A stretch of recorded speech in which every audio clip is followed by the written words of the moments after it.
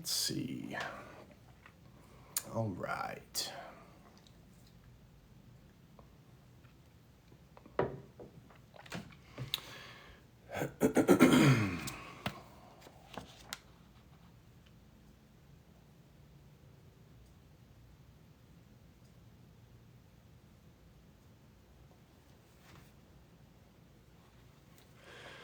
What's up, everybody?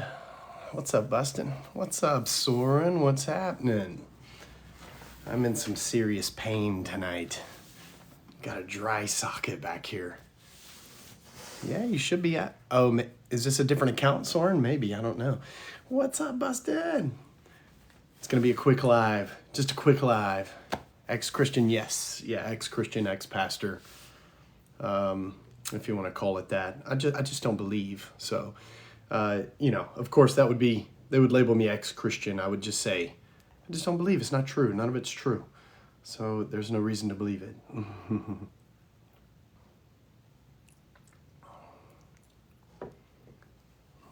Wow, that's weird. I didn't reset anything. That's strange.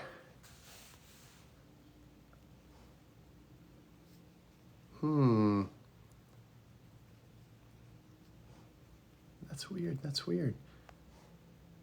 Oh, on TikTok. Maybe. Did you get, hey, what's up, Vic? Did you get banned or something for a little? Oh, Vic, I'm in so much pain. Clock app, you wild. Yeah, I know. Like the background spicy. Yeah. Yeah. Well, I thought, it's not too spicy, but it, if you read, of course it's going to be spicy to a lot of people. I can't be too spicy. Man, I'm like getting so much pain. So I got this very tooth. Too many parades. No, I went to the parades last weekend. I didn't make them this weekend. I had to get my very back tooth extracted, and now I have dry socket, and it's absolutely horrible. It's just horrible. It was the work that I needed done was going to cost me like $4,500. And I was like, no. It's spicy enough for them. I promise you. Right, exactly. I was like, just pull that motherfucker. I don't need to spend that much money on a very back tooth. What happens when we die? No one knows. Nobody knows. No book knows. No philosopher knows. No religion knows. No Bible knows. Nothing. Nobody knows. Oh, have you really? Dude, it's unbelievable. Yeah, Chester. I can't even believe how bad it hurts, really. I had no idea. I've always heard about it. I've had my wisdom teeth pulled, but this is the first time I had like just salt water. That's what I've been doing too. Yeah, I've been doing that. Hey, Xander, thank you. Definitely life after death. Definitely, as if they've been there. No, you don't know that. You don't know that. There could be. I'm not saying there's not, but I've never experienced death, and neither have you. Not truly. People have had near-death experiences, but that's all it is. I had my wisdom teeth pulled. Both sides. Oh, God, I couldn't imagine having it on both sides. Oh, shit. Damn, I get my back molar on Tuesday. I hope you don't either, because it's so painful. I can't even tell you. Christ is the very eternal Father. But King, that's your belief. That's just simply a belief. It's not something that's true. What's up, Tim? What's up? You're free only through Christ. Well, that's absolutely not true. I don't know why you'd say that. Freedom would never be found. It's facts. Okay. Freedom will never be found. And you need to look up the definition of a fact, my friend. Freedom will only be found outside of religion. Religion and freedom cannot coexist. They're mutually exclusive. Sipping on? I'm just sipping on. You know what? I'm going 60 days with no alcohol. So this is day 2. We'll see what happens. This is mushroom coffee. Faith reveals facts. Oh, man. Yeah.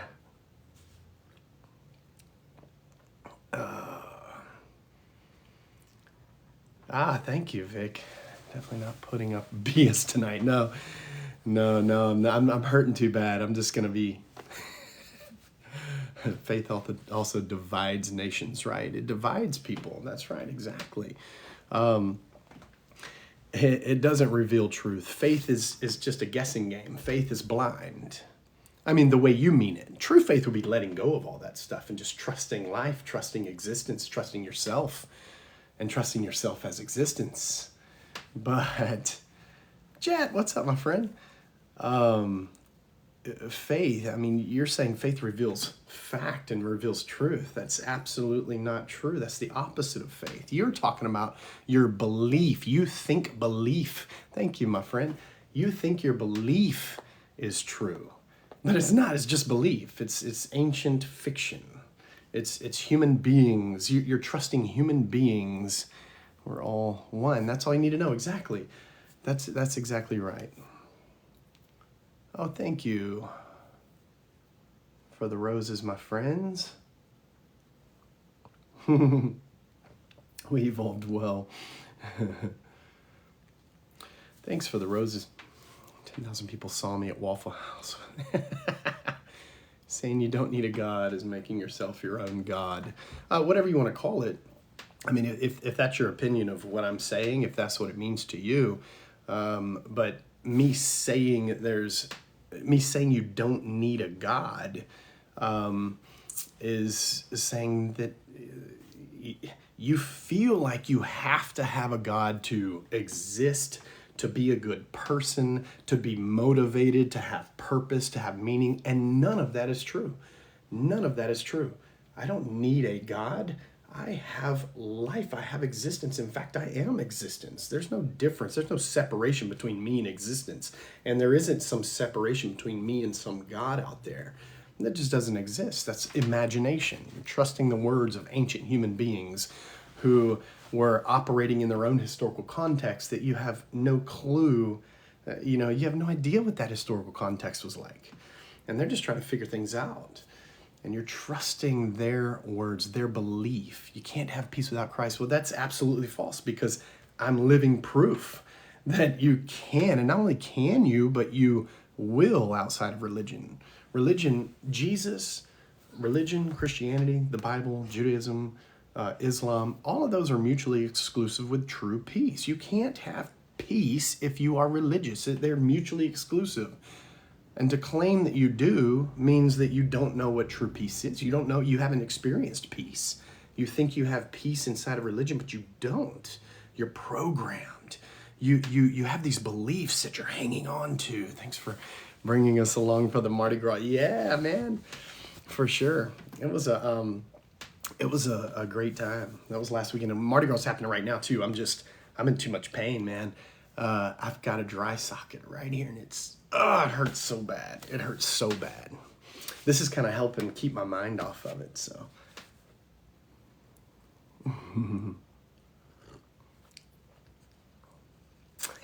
Chester, I know.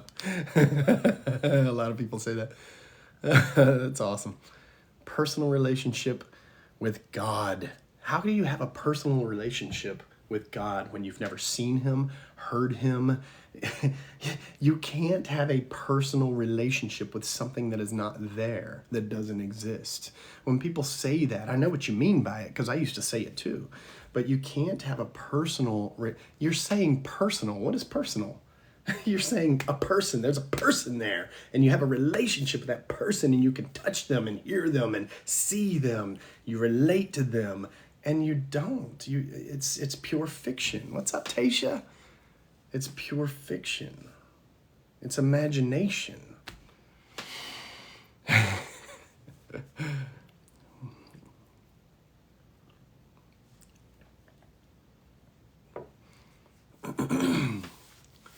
Yeah, it's a faith-based relationship. That's what it is. It's not a real relationship. It's just belief. It's belief. They believe they have a relationship with. I mean, I could say the same thing about an imaginary friend, and it would be no different. I have a personal relationship with Todd here. And I can put my arm around him, and he speaks to me. He speaks to me, but not audibly. Todd I know you can't see him and you don't believe in him, but he speaks to me and he speaks to my heart. I'll give my heart to Todd any day.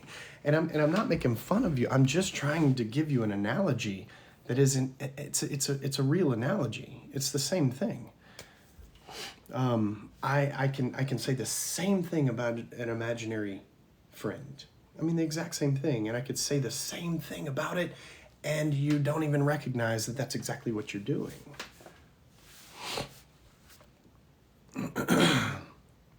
Todd is close to God. That's funny, Christopher. Yeah, it is. Yeah, Dr. Freeman. Yeah, nobody's making fun of it.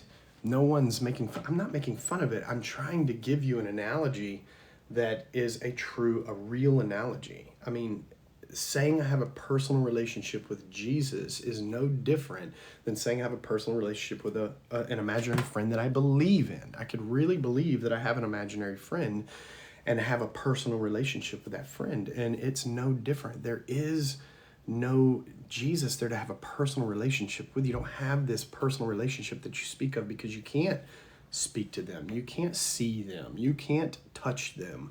They aren't touching you. They're not showing themselves to you. I mean, it just doesn't exist. It doesn't exist.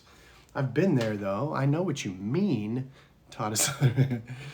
I've been there. I know what you mean. I'm an ex-pastor. I mean, I've got a master's of arts in religion from Westminster Theological Seminary. I mean, I've walked the walk, and I was genuine and sincere. I know, and I'm not trying to make fun of it. I'm really not. What I'm doing is just trying to expose the truth to you so that you will realize one day that religion is bondage, and you're not going to find the peace that religion promises you as long as you are in a religion believing it, believing that there's this external God out there that's going to judge you, condemn you if you're not right with him. It just doesn't exist.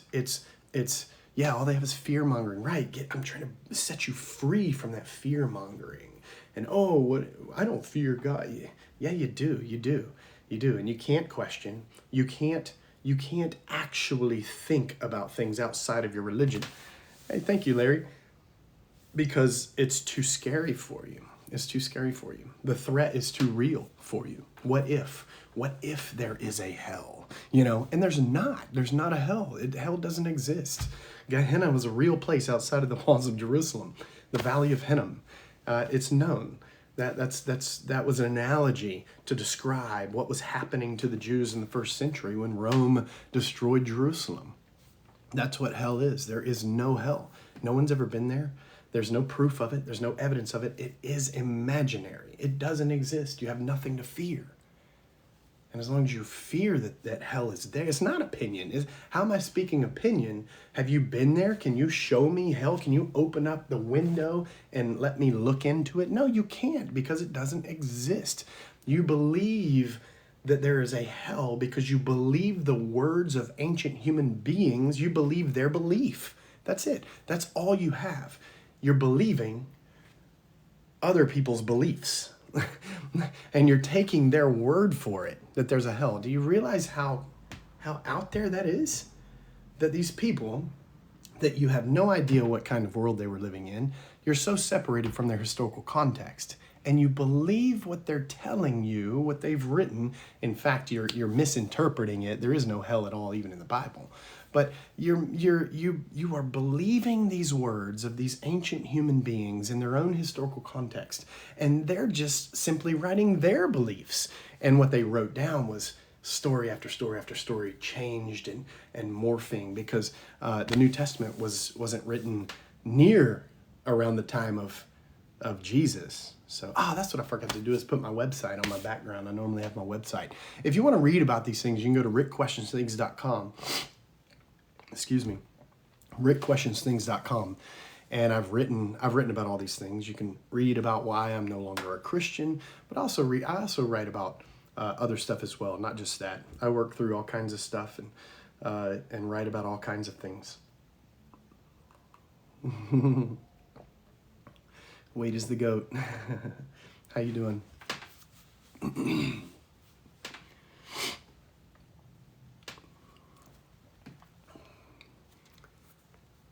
The God complex. No one knows the complexity of it. Yeah, no. Why Todd Southern Baptist?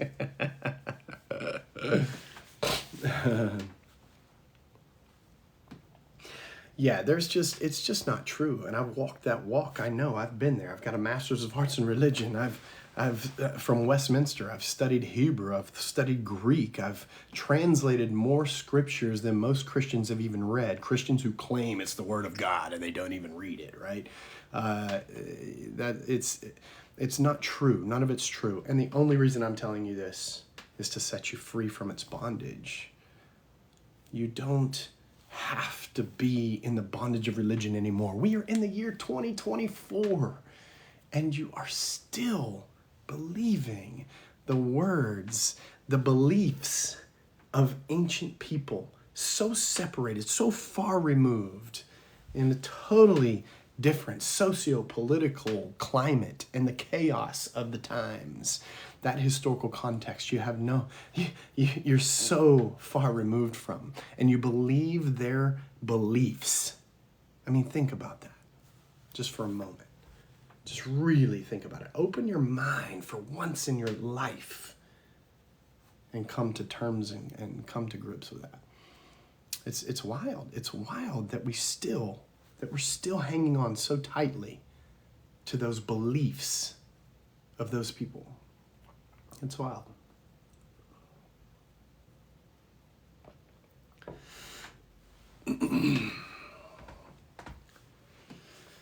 Yes, the truth shall set you free. The truth that religion is not true will set you free. You can break free from the bondage of religion and go on your own path. And that's the point. Be set free so that you can go on your own path and realize that you are free. You don't need any of those things. You don't need religion. You don't need a God out there somewhere telling you what to do, telling you how to live, telling you where you're going to go after you die, as if anybody knows. You don't need any of those things. Find out for yourself who you are. Find out that you are existence. You're not separate from it. You weren't put into this existence.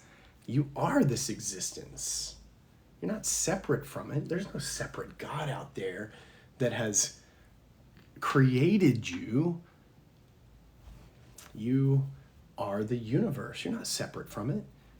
You're what the universe is doing right here, right now. You are the cosmic energy of the universe. What more do you need? Why do you need a God when you realize who you really are? That you really are the universe. You're not separate from it. You're the cosmic energy of the universe. Why would you need religion at that point? What could you possibly need? Free your mind and the rest will flow. Yeah, Xander, exactly. Yeah, Indica, religion is fear. It's fear.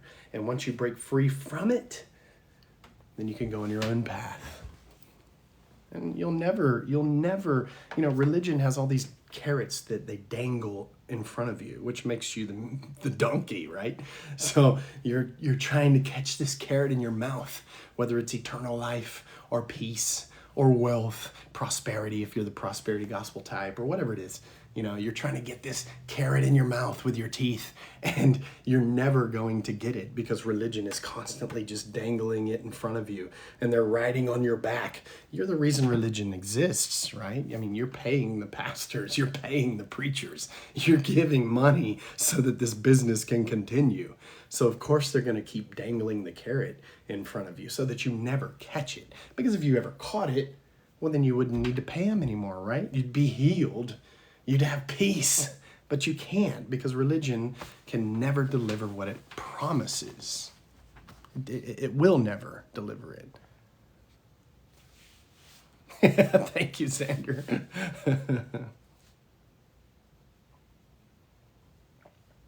I appreciate that, my friend.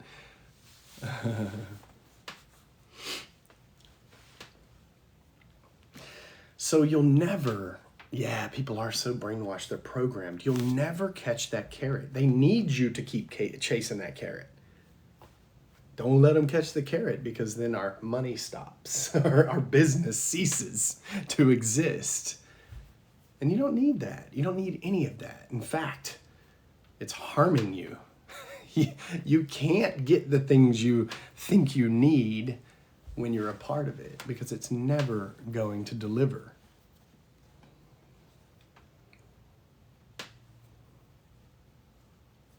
Yeah, when love and hate are both absent, everything becomes clear and undisguised.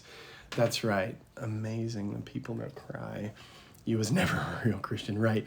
I don't know they are. Well, there's no such thing as a real Christian. So anytime they say, "Oh, he was never saved," I say, well, if they say you were never a real Christian, well, you're right, because what you mean by that is you were never really saved by God, right? Well, that doesn't exist. Nobody's a real Christian if that's what you mean. But if you mean that I was never a true believer, like I didn't really believe, well, you're wrong. I was the most sincere, genuine Christian I've ever known. And I mean that with all my heart. I really was. I believed wholeheartedly. I mean, I lived the Bible.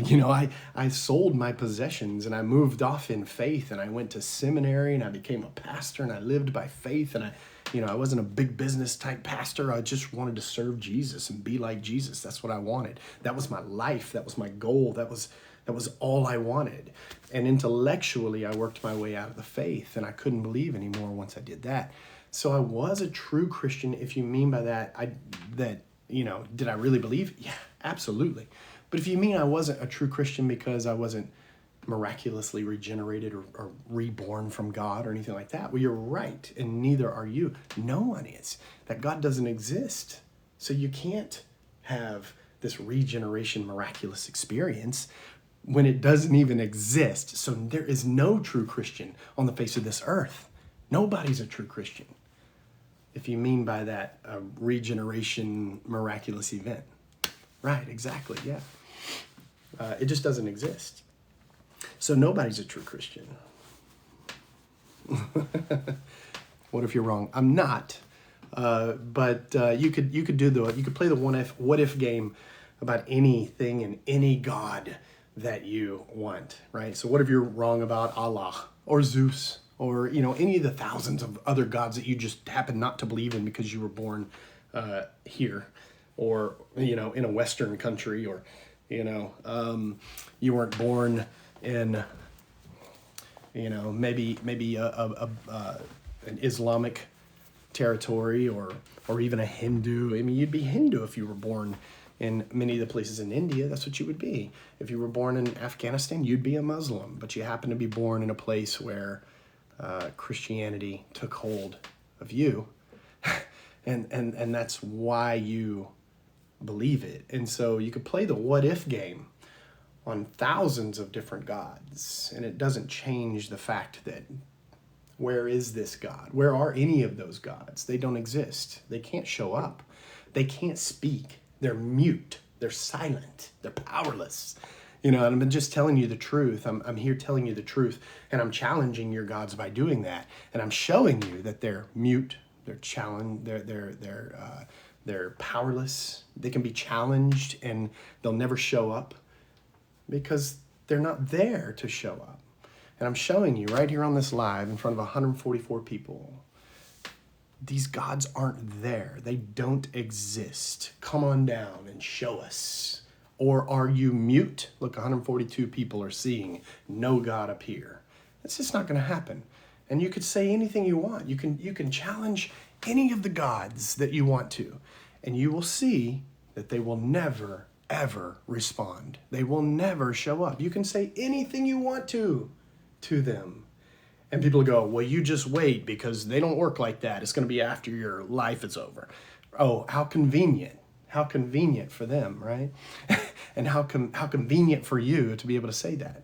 No, the fact is they're not going to show up at all, ever, because they aren't there in the first place. They aren't there.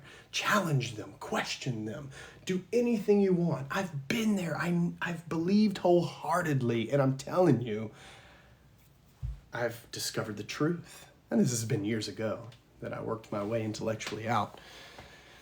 The unknown after death is scary as heck. Yeah, it can be. I mean, it's scary for most people, but I'll be honest with you. I don't worry about what happens after death. I have zero fear about what happens after death. None. No fear at all. Sorry, I was reading something on the top of my screen there. Because I live right here, right now, in this moment. You can't be anywhere else but here now. You know, people say, oh, I just wish I could live in the present. Well, you are. You just don't realize it. You are living in the present. If your mind is stuck in the future, you're dwelling, you're thinking about the future. It's just imagination happening right now in the present moment. If you're stuck in the past, your mind is dwelling on the past. It's just, you're doing that right here in the present moment. Those are present thoughts that you're having. You're always in the present, always. And so thinking about what happens after death, it is irrelevant, and it steals you away from the present. Not that anything really could, but mentally it steals you away from the present. Yeah, hey Joanna, having no fear of death is the true peace that surpasses understanding. Right. Yes, exactly. Hey Barbs, thank you.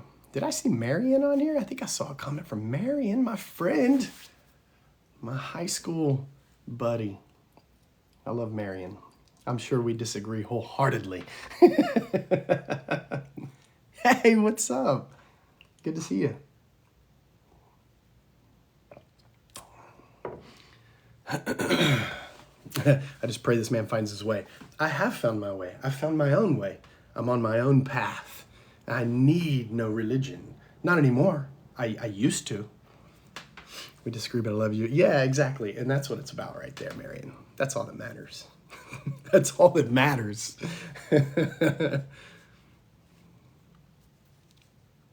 Death gave me anxiety, but we all... Somehow I keep catching your comments, Clouds. I know I'm missing a lot, but we're all going to experience it. So no point in dwelling on it, right? Yeah, I mean, and there's nothing you can do about it. There's nothing you can do about it. Forget who said it, but if you can't find the strength to overcome fear, then do your task afraid. Oh yeah, that man, I want to say, yeah, it is. It's probably the pink hair. I see that. That sounds familiar. I can't place the quote either, but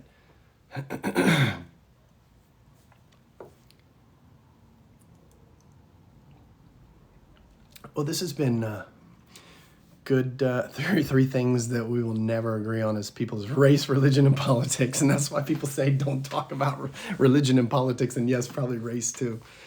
Well, I mean, think about those things and how they're related. They all separate. They all divide. Race divides, religion divides, and politics divide. I mean, if we could just break free of all of those human concepts, those puny little human concepts that we think are so valuable and real. They're not reality. That's not the truth. Race, religion, and politics, they all separate, right? They perpetuate the illusion of separation. Think about that. Religion is no different than race. Religion is no different than politics. Politics is no different than race. Politics is no different than religion. They all three are equivalent in the fact that they perpetuate the illusion of separation, and they just continue to divide and separate and drive us apart. And religion and politics and race, they're all three those things. And if we could overcome all of those things and leave them all behind, then we would see that we don't need any of them. We don't need religion. It's bondage. We don't need the human concepts that continue to separate us. It's just, they're concepts. They're concepts. They're just human imagination, Now, we use those things like politics in different ways, but they're really just human concepts. You just don't understand how divisive and how these things create the illusion that we're separate. We're really not. But we let those things do what they're designed to do. Religion is designed to separate us against them, right? It's built upon the foundation of a God who is utterly separate from us. There's God and then there's us. There's God and then there's creation, right? And then there's creation and then there's us and then there's creation, right? And there's the good people and the bad, the righteous and the sinners, and all that kind of stuff, the saints and the sinners. It's all divisive. I mean, it's all built and intended to divide us and separate us. And if you could just let it go. Flavor Aid. If you could just let it all go, let it all go, and realize that we are all the one existence that exists. I mean, we are the one universe that there is. We're all this pure cosmic energy flowing through this entire thing. We're all it. We're all the same exact stuff. We're all the same exact thing. We're the same exact existence. And that's when you realize that, that's waking up. You can transcend all of these things that divide us and separate us. You can transcend this religious imagination. You can transcend the political imagination. We think that politicians are so wise and important and they're going to be our saviors. We better vote on this guy or this guy or this woman because they're going to save us. It's all this Messiah complex. It's religion. Do you believe in good and evil? I don't believe in anything. It's really sad that you all think this is sad. Right, Tasha? I know, this is sad. I mean, this is the most glorious thing you could possibly hear. Real freedom that you didn't know existed. I mean, this is the happiest, most peaceful, positive thing you could possibly hear. And they think it's sad because they're so brainwashed and programmed that their religion is the only way. And it's not just Christians, it's Muslims, it's Mormons, it's Jehovah's. They all think that their religion is the only way. And then you get inside the religions and you have Pentecostals and Baptists and Assembly of God and, and then you have Protestant and Catholic, of course. And you have all these that think they're right, theirs is the way, And it's not. It's really not. None of it is the way. It's all designed to keep you trapped and in bondage. Hey, Laura, what's up? Yeah, Todd, yeah. And it's all designed so that they're riding your back. Religions are riding your back. Politics are riding your back. Thank you, Laura.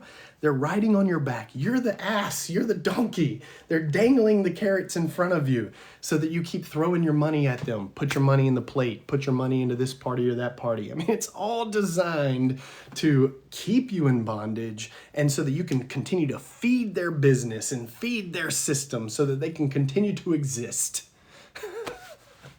And you let them ride on your back. Yeah, Laura, it's good to see you too. So you're allowing yourself to be a jackass, a donkey. I mean, you're the donkey and they're dangling the carrot and you're never going to catch the carrot. It's never going to happen. They're never going to allow you to catch the carrot. The peace that religion and politics promises you doesn't exist in those systems. They're mutually exclusive. The love that religion promises you doesn't exist in that religion. It's mutually exclusive. You'll never find it. Not in religion, because you're in bondage. But you can be free of that bondage, and that's what I'm here talking about. You don't have to be. You can continue in bondage, and it doesn't matter, ultimately. But there is freedom outside of that bondage. There really is. And you go your own path. You make your own way and discover who you really are. Get beyond the separation. Get rid of those perpetuators of the illusion of separation. Break free of all that. And you'll realize who you really are. The ocean of being, Bustin, exactly. You're the ocean of being, and you thought you were just a wave. Just a separate wave amongst all these other waves. No, it's all the ocean of being.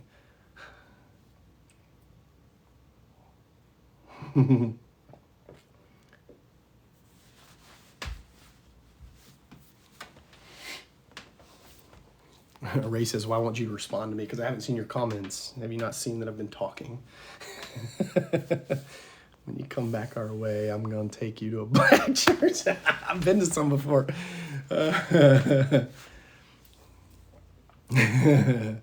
Laura, you know what? I'm going 60 days without drinking. Like drinking like I usually do. This is mushroom coffee. So today's day 2. I've got a long way to go.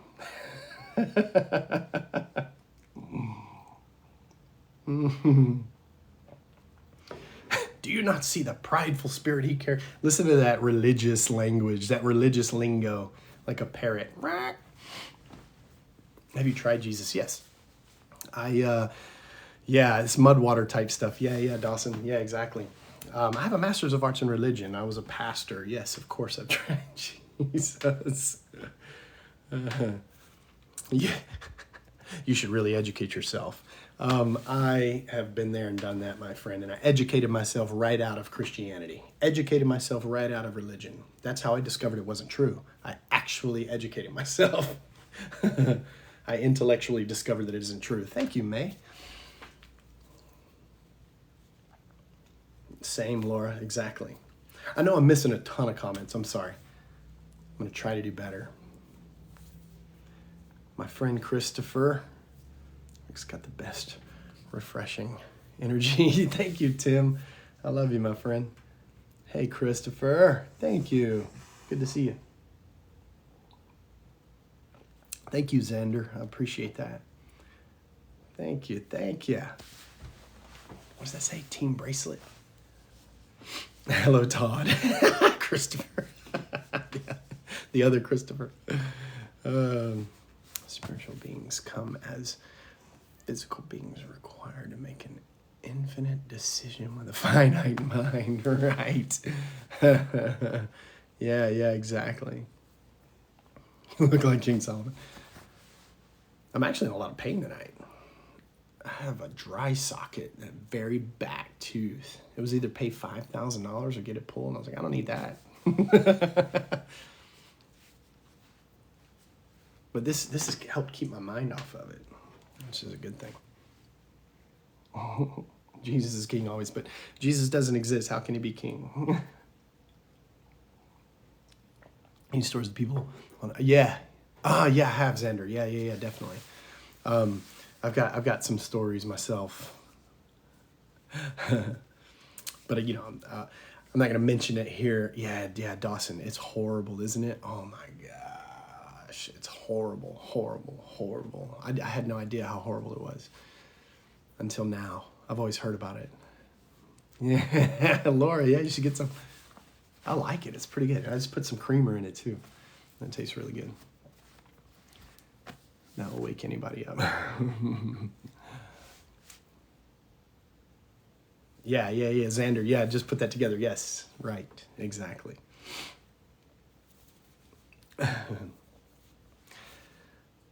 Sunny Ray, let's see. Monkey King goes above tyranny, right? Sunny Ray, are you an atheist, or do you, thank you, Laura, or do you believe in a cosmic power? I don't believe in anything, and I also don't label myself atheist either. Tasha, yeah, I'll tell you about it. I'll let you know what it is. Yeah, I don't label myself, so I don't claim to be an atheist or theist, of course. Definitely not a theist. But I wouldn't label myself an atheist. I wouldn't label myself anything. I've written about this too on my website, and I forgot to put it on my background. I normally do, but rickquestionsthings.com. If you want to read about anything that I'm talking about tonight and other things, I don't just write about this.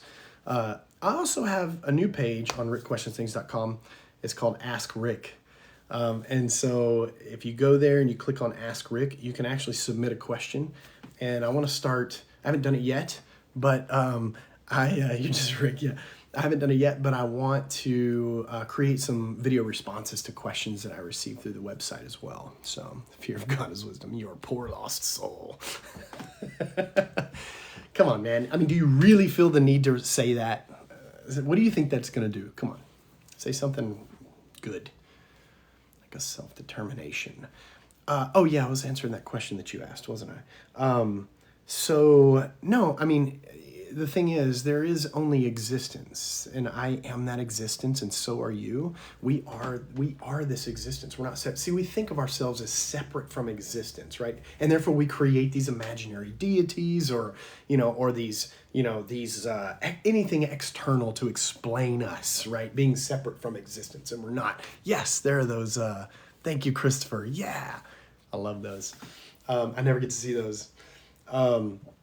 We imagine that we're separate, and we're not. We are this existence. We are existence itself. We're the universe. We're the cosmic energy of the universe, right? The universe is energy. Everything is energy, and energy is neither created nor destroyed. It just is, and that's what we are. We are this universe. We are this existence. We may be, different. Hey, Coleman, what's up, my friend? There may be, different waves. I think of myself as a separate wave and you're a separate wave, but they're really not separate waves. They're not separate entities. We are the ocean itself, the ocean of being. The ocean of being, waving is me and waving is you. Energy takes all kinds of forms, and that's what it is. But we are the energy of the universe. We are the universe. We are existence. We are life. However you want to put it, whatever you want to call it, right? And people have called it all kinds of things. If you want to call it God, you can call it God. That means you're God. The Tao, Brahman, whatever it is, you can call it whatever you want, and that's what you are. You are it. You're it. Not separate from it. It's not something out there. You are it. That's what you are. That's the real you. That's the real you. Separation is an illusion. How does he explain evil in the world? I don't explain it. There's no need to explain it because evil. Hold on, I gotta see this comment with my high school friend. I come on here because I believe in God. I just see so much hate on here to you. I know, Marion, isn't it crazy? I know. I appreciate that, Marion. I appreciate that comment because there's a lot of hate towards me, and I'm really just speaking my truth, what I've come to realize.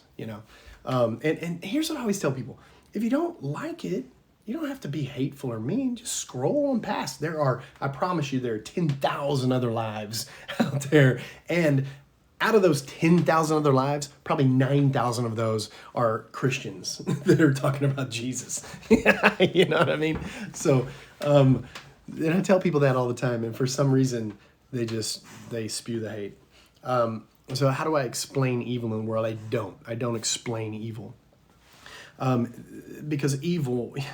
the thing is, there is no evil in the sense of some objective, evil force that's manipulating and doing things. There's no devil, there's no Satan, there's no God, there's no devil. These two entity forces that are acting upon the world, those things don't exist, right? It's like if you look at two ant mounds outside and they go to war, one's not evil and one's not good, right? This nature doing what nature does. And that's when you look around, from the human perspective, culturally speaking, right? Culturally speaking, because you go to other cultures and what they say is evil, we may not say is evil. Definitely, if you go to other times in history, there are things that we would say is evil, right? That they would say is not evil. Of course, you can see that throughout the Bible and the evolution of morality throughout the Bible even. It's nature doing what nature does. And from the human perspective, there are things we like and don't like, and there's good and evil from the human perspective, right?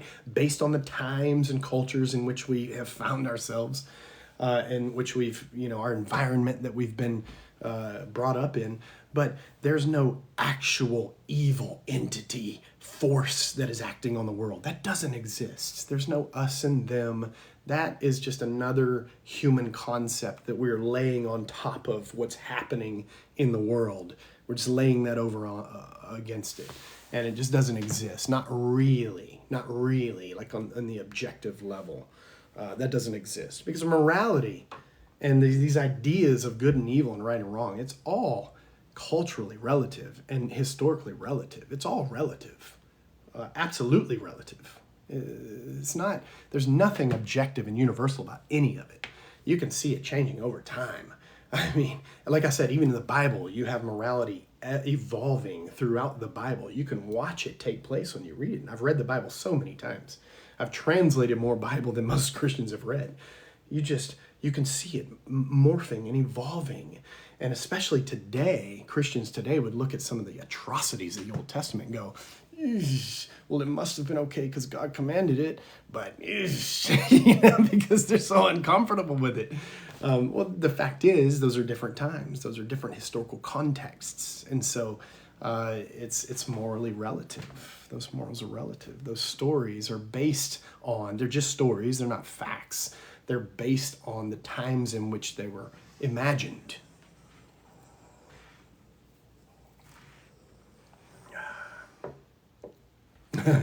Maggie, no, why don't you show me right now? Let this God show up and show me That's a cop-out. No, you'll find out at the end of your life. I mean, that's a cop-out. You'll find out at the end of your life that Zeus is real. Now, how does that make you feel? Nothing. It doesn't make me feel anything either for you to say that. Nothing at all. I mean, it's just a cop-out. It doesn't, it's absolutely irrelevant and meaningless to say that. You don't have to say that. You don't have to say, you're going to find out, you'll find yourself in hell. You know, you don't have to say that. It's absolutely irrelevant. It has absolutely no effect on me. And I know you're trying to affect me and it doesn't. This is the effect you get, is me explaining it has no effect on me. Yeah, life is easy. Just love and be kind. Right. Right.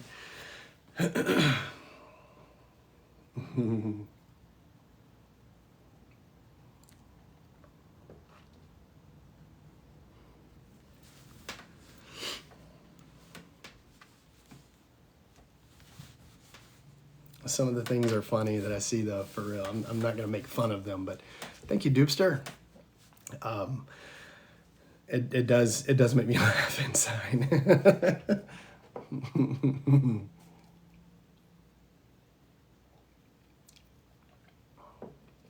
Man, they're out in droves, lots of parrots. Look, if you don't like what I say, you don't have to listen. You can just scroll on. Like I said, there are thousands of Christian lives out there that are explicitly Christian, that are, just going to read some scripture to you and moralize it to today. I mean, that's easy enough to do, and they're doing it by the droves. So, I mean, that's probably more suited for you, to be honest. However, if you're interested in truth and freedom, well, that's what I've been talking about this whole time. That's what I've been showing you. How to break free from the bondage of religion.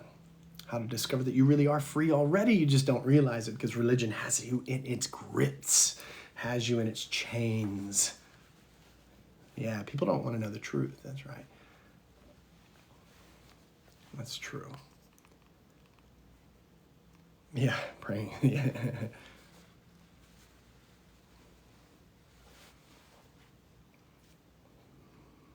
Thoughts on Jesus? Well, the Jesus that you read about in the New Testament is a fiction.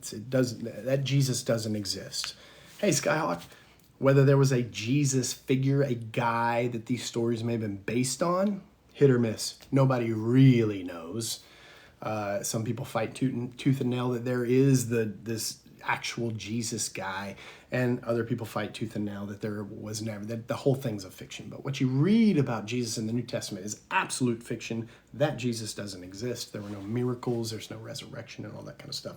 Because the Gospels, where you get all those stories, all the miracle stories, all that kind of stuff, the Gospels were written after the destruction of Jerusalem. The destruction of Jerusalem happened in 70 AD. And the Gospels are intended to provide a reason for the destruction of Jerusalem in 70 AD. And that's all that they exist for. That's their whole purpose. The reason that Matthew, Mark, and Luke exist, especially the synoptics, and then John's all over the place and so contradictory. The reason those Gospels exist is to explain why Jerusalem was destroyed. That's it. And Mark was probably the earliest gospel. Matthew used Mark. Luke used Matthew and Mark probably to write his. Matthew didn't really agree with Mark. He didn't want anybody to read Mark, so he improved on it. Luke thought, well, I can do a better job than these two guys, so let me improve upon it. And then we have Luke, and somehow we end up with all of them in the canon. and I don't think any of them wanted that. But they are written after the destruction of Jerusalem to explain, not by any eyewitnesses, by the way, to Jesus. None of them had eyewitnessed Jesus at all. They're just writing stories about this guy they heard about from this, some followers, and they're writing stories to explain the destruction of Jerusalem. And that's why Jesus is always predicting in the New Testament, he's always predicting the destruction of Jerusalem by the Romans.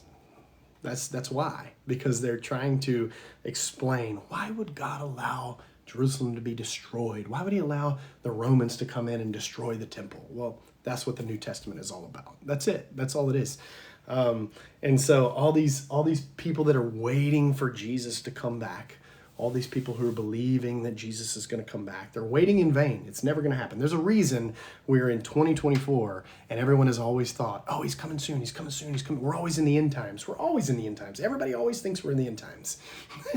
You're not the only ones if you believe that. Everyone has always thought that. And so you're believing you're in the end times, so Jesus coming back, and you're just believing it in vain. It's not going to happen. It's never going to happen. You're never going to see Jesus come back because the New Testament, the Gospels, those stories about Jesus, they're not true. They're just written to explain why Jerusalem was destroyed. That's it. Why? Well, here's our answer. And that's it. That's all it is. That's all it is. Oh, good, Rhonda. Good. I'm so glad to hear that. I'm glad I caught that comment too because I'm missing a ton of comments. I'm so glad to hear that, Rhonda. That's awesome. Such good news.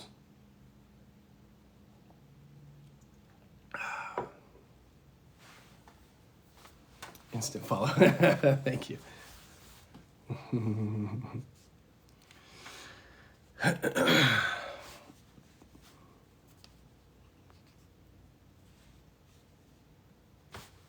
Thoughts on Israel-Palestine conflict? Well, it's just too religiously and politically motivated for me. I don't get involved. I really don't. It's a religious war that's been going on for ages. And I mean, again, it just shows you what religion does is separate. That's it. It just separates. It causes wars. It causes enemies. Religion and politics, they just separate. That's it. That's all they do is they continue and perpetuate the illusion of separation. That's it. And separation is an illusion. But religion makes us think religion makes us think it's so real that we really are separate. And politics make that separation seem so real, like we really are separate. There's us against them. And so you have wars like that are just religiously, politically motivated. And it's all due to these tools to separate us and keep us separate, which is religion and politics. The answer is always 42. It is. The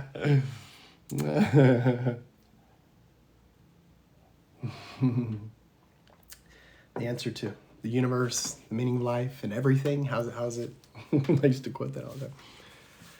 This man is speaking truth. Thank you.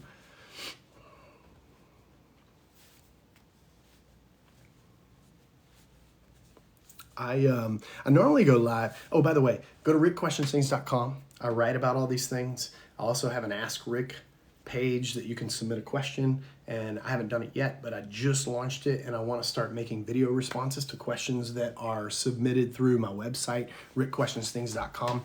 I write about all kinds of things. I write about why I left Christianity. I write about living in the present. I don't just write about this, but I write about all of these kinds of things. And so if you're curious, I actually have a post that I wrote 2 posts ago, and I'm spontaneous. I don't have a regular practice of posting, but when I have something to say, I want to say it, and I'll write about it.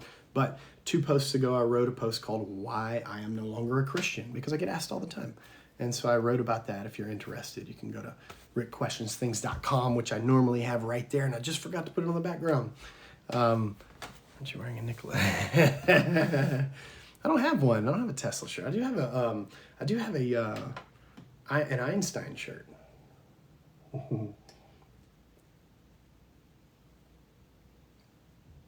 But I like to wear my own shirts. Really, all I wear are my own shirts. On rickquestionsthings.com, you can get shirts like this and other stuff. But that's really all I wear outside of work.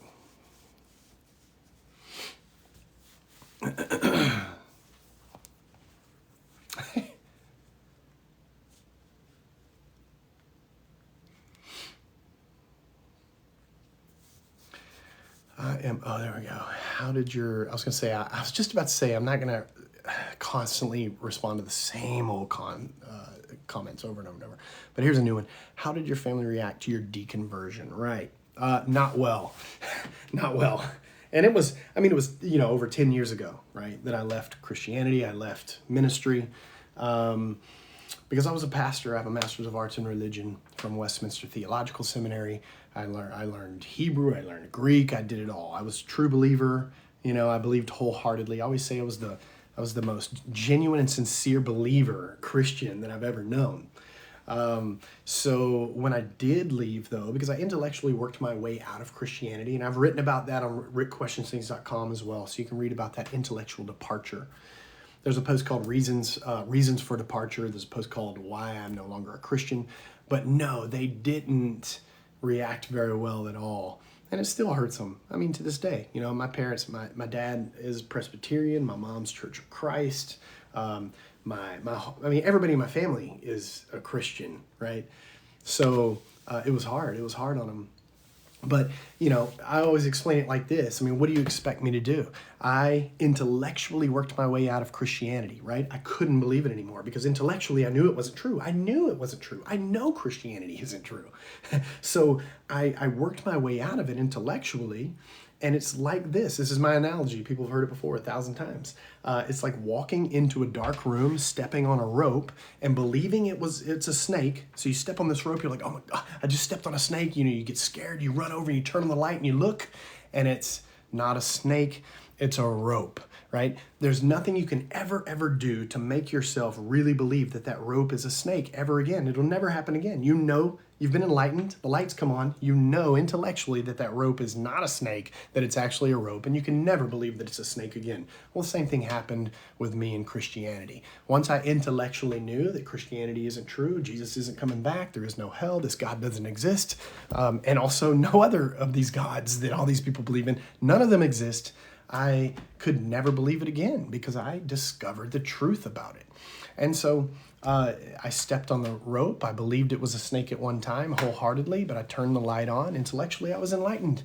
And I saw that it was always just a rope. It never was true. As strongly as I believed it, as wholeheartedly as I believed it, all the things that I thought I felt and experienced and knew, for fact, I knew that it was true, right? None of it was ever true. And so I could never, ever make myself believe it again. So what did they expect me to do? It was hard on my family. It was hard on, everybody that knew me. It was hard on them. They didn't react well at all. But I mean, what did they expect me to do? I can't believe, thank you, Gypsy. I can't believe something that I know isn't true. You just can't. You can't make yourself believe something that intellectually isn't true. Can't happen. Wait, what? Only t-shirts. Yeah, Skyhawk, dude, that's so funny. Oh my God, I love that. That's hilarious. Were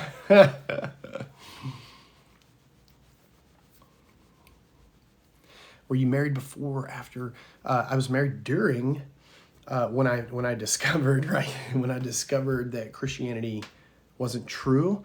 Thank you, Chopsticks. And I couldn't believe it anymore, right? So I got out of ministry. Couldn't believe. I did it as gracefully as I could.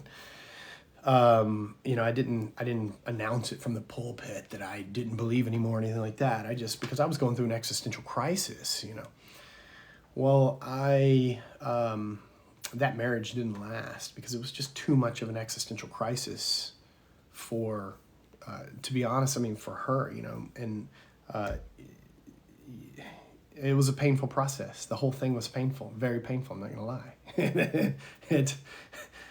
It was absolutely painful, but worth it in the end. Like worth it, I mean realizing what's true and what's not, worth getting out of the bondage of religion.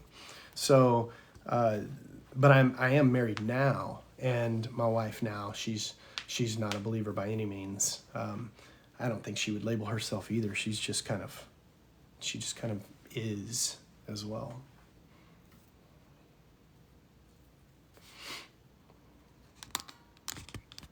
No wars have been waged over atheism, right?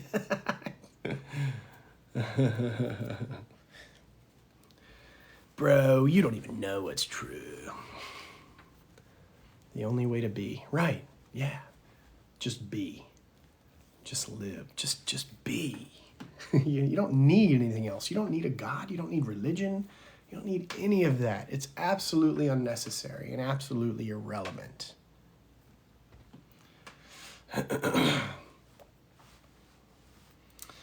All right. Well, honesty, living, loving, right. I've said this earlier and a lot of people know it, but I'm in a lot of pain, believe it or not. I know you can't tell, but I've got a dry socket right now. I had no idea how bad those things hurt until I had one. And man, it's rough. It really is painful. It's super painful. I haven't slept very well, but so I'm not gonna stay on long. I'm not. You had your wisdom teeth. No, I already had my wisdom teeth removed, but I had this very back tooth back here that it was. It was shorter than other ones, and it needed a crown because I had like a bad cavity on it, and it was going to cost me even with my insurance because they had to do like crown lengthening, so they were going to have to go in and do surgery and do something with the bone and all that kind of stuff as well, and it was going to cost me like $4,500 or something. And I said, no way, I'm not going through all that. Just pull the damn thing. It's the tooth in the very back. I don't need it. And they did, and whew, they did a bone graft and sewed it up, but still I got dry socket. It hurts so bad. It hurts so bad. I had 4, oh my God. That sucks. Oh, I couldn't imagine having 4 at the same time. Good grief, man. You can pray about it. Anybody's welcome to pray about it right now. Make it leave right now. Thank you, Jordan. Do you listen to Doja Cat? No, I guess I don't. Sorry, in pain. Oh, thank you, Christopher. Yeah, me too. I hope it gets better, too. I'm not mad. Oh, coconut oil, really? I might have to try that. I'm desperate. That's why it's so rough on you.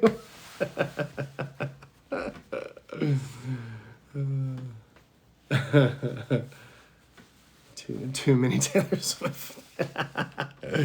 2 up. The Swiftie cult. Do you have a doctorate? No, I have a master. I have a master's of arts in religion from Westminster. Do you? I hope it gets better. Yeah.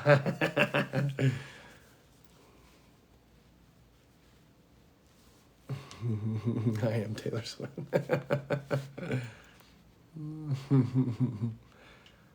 Extra strength goody powder. The toothache plant, chew the leaves. Huh. Man, all right. Well, I think I'm gonna hop off, and hopefully, if you go to rickquestionsthings.com, you can submit some questions there, and I'll create a video response. I just launched that page. Take it easy. I hope you feel better. Thank you, my friend. Yeah, I love you guys, man. Bustin'. I appreciate you, dude. I really appreciate you. I will try to go live during the week. I didn't go live. Travion, what's up? I didn't go live last week. I was busy last weekend with Mardi Gras. I did go live during Mardi Gras a little bit. But the week I was in pain, so I didn't go live during the week. But I normally go live on Fridays, 9 p.m. Central, but I had plans last night, so I shifted it to tonight. And normally I go live for 4 or 5 hours, but I really need to get some sleep. This is hurting. That's not the coconut. Okay, yeah, no, I will. Coconut oil. I'm gonna try it out. D Hardy, thank you. Yeah, Purusha's mouth. See you soon. Thanks for being here. Rest up. I'm gonna try. I love you too, Tasha. Thank you, Christopher. Yeah, much love to you as well. I appreciate you, my friend. Jet, I appreciate you, dude. Thank you. Let's see. Yeah, Skyhawk, I appreciate you too, my friend. All right, Austin, love you too, man. Thank you. You take care as well.